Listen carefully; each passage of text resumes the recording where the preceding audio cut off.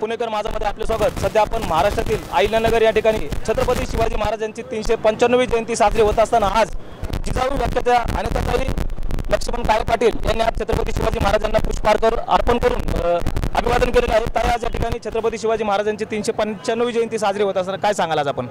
जिच्या कुशीतून स्वराज्याचं देखणं स्वप्न साकारलं त्या राष्ट्रमाता राजमाता जिजाऊ मासाहेबांना प्रथम अभिवादन।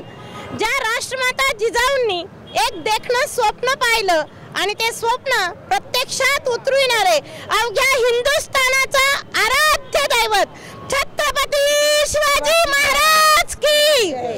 छत्रपती शिवाजी महाराज म्हणजे आमचा स्वाभिमान आणि आज पुन्हा एक शिवविचारांची गर्जना आणि शिवविचार मनामध्ये पेरण्यासाठी शिवजयंतीच्या पूर्वसंध्येला सर काल आम्ही आज इथे दीपोत्सव देखील साजरा केला। सर्व मंडळी खूप बायका उत्साहाने काल एक स्वतःचा म्हणजे आम्ही एक उपक्रम राबवला की एक दिवा छत्रपती शिवाजी महाराजांच्या चरणी, जेणेकरून आज जो गढूळपणा जो झालेला आहे विचारांचा लोकांमध्ये, तर सगळ्यात महत्त्वाचं अरे आपल्याला या मातीसाठी लढायला शिकवणारे छत्रपती शिवाजी महाराज हे प्रत्येक जनतेनं प्रत्येक रयतेने आज लक्षात ठेवण्याची गरज आहे।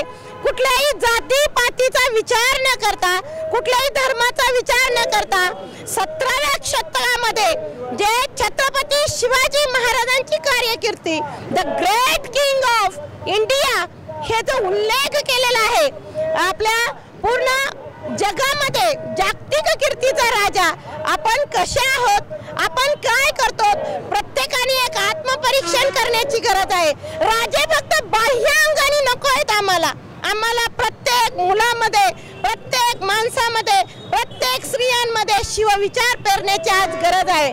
माझ्या माता भगिनींनी खूप मोठ्या संख्येनं काल देखील उपस्थिती लावली आणि हा जो तमाचा म्हणजे जो अंधार म्हणतो आपण तो नाहीसा करण्यासाठी माझ्या माता भगिनींनी आज राष्ट्रमाता जिजाऊ, राष्ट्रमाता सावित्रीबाई फुले यांसारखे विचार जर अंगी बांधले तर निश्चितच आमची पुढची पिढी जी आहे ती आपण धर्मनिरपेक्ष घडवूयात। आणि डॉक्टर बाबासाहेब आंबेडकर जो ज्ञानाचा अथांग सागर आहे, आज जी गरज आहे माझ्या माता भगिनींनी संविधान पानपणानं वाचलं पाहिजे, ते अंमलात आणलं पाहिजे। आमचा न्याय, स्वातंत्र्य, विचार, अभिव्यक्ती याचा पुरेपूर प्रत्येकीने उपयोग केला पाहिजे।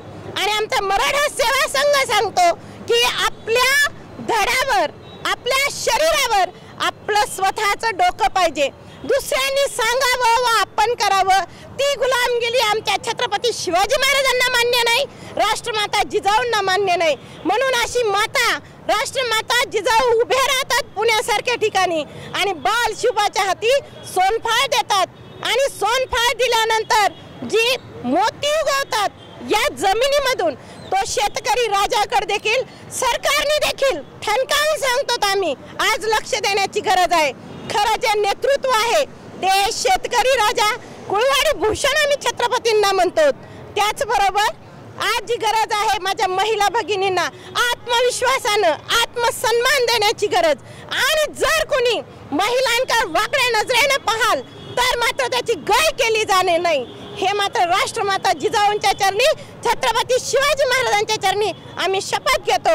आणि आज शिवजयंतीच्या या पार्श्वभूमीवर निश्चितच अवघा महाराष्ट्रात छत्रपतींच्या विचारांना जो प्रेरित झालेला आहे, तर सर्वांना मी अशी विनंती करल की केवळ आजचा दिवस नाही तर 365 वर्ष राजे मनामध्ये आणि शिवजयंती घराघरामध्ये झाली पाहिजे।